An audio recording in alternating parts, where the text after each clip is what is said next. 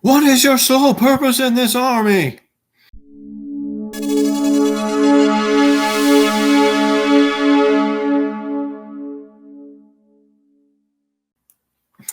Hi there, it's me, Jeff, the SP Spaz, back for another Type Tuesday video. And today I want to make a quick video talking about what I hope will be a series. You know me, I might start something and never finish it.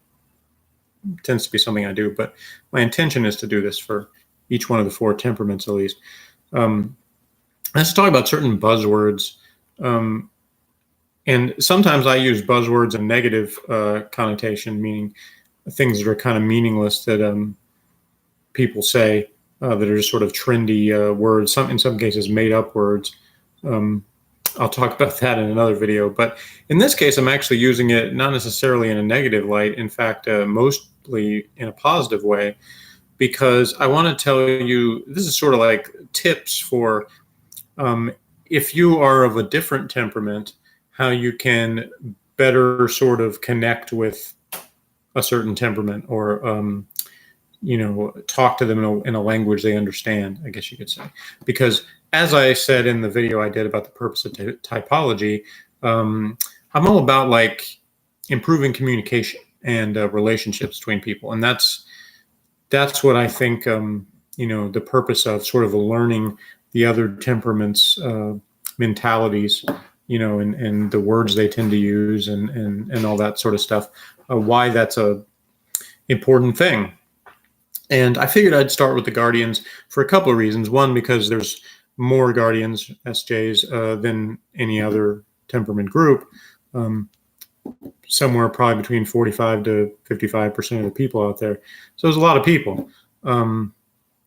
So when somebody talks about the average person, the average person is a Guardian. But, even with a high percentage like that, obviously there's still plenty of people who aren't.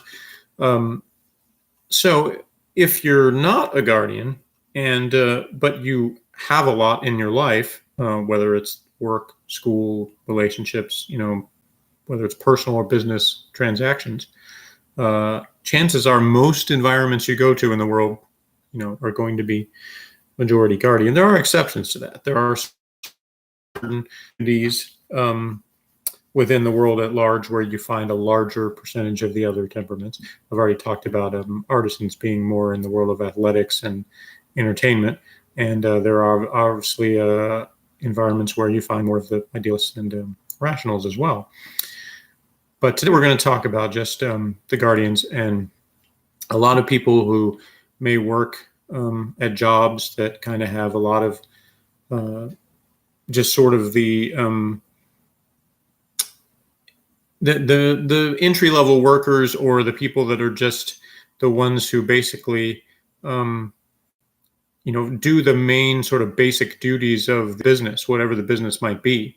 And of course that applies in some educational institutions too. You have administrators or people, clerks, and people that are just like and when I say just, I'm not trying to begrudge those people in any way.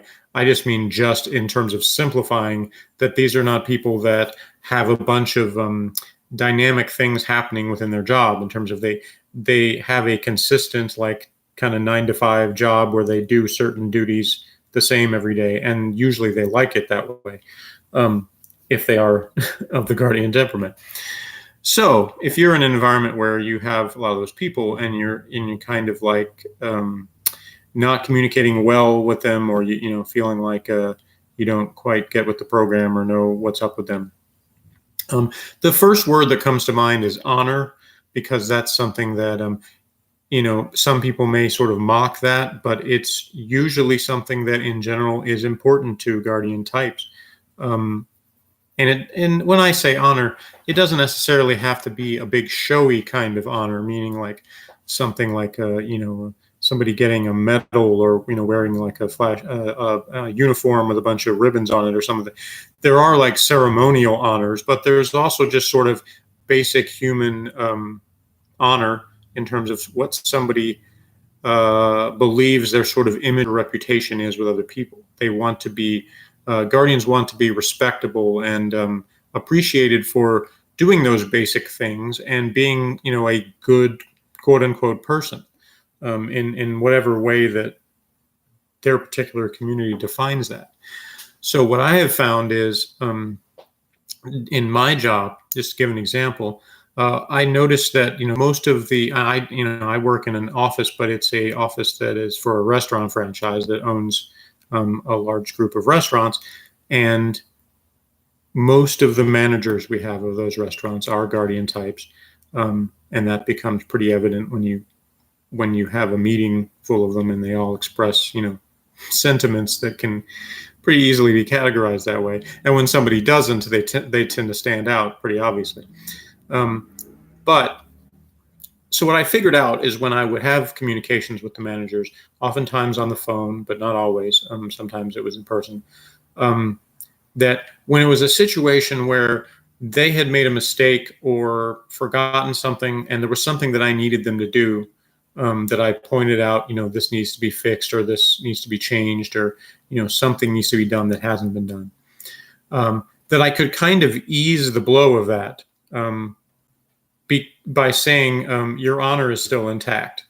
And again, it may sound like sort of a trite phrase or whatever, but I found that it actually did make a difference in a lot of those people, as they tended to react more positively when I would tell them that, because they would often get a little defensive when I would talk about what was the problem or what needed to be fixed, because it was sort of a blow to their honor right off the bat. It's like, this was a part of their job and they failed to do it properly. So they had this kind of reaction of, oh no, he's thinking, I'm not as good a manager, or I haven't done my duty properly. I haven't done, that basically there's sort of this kind of thing going off in the brain of,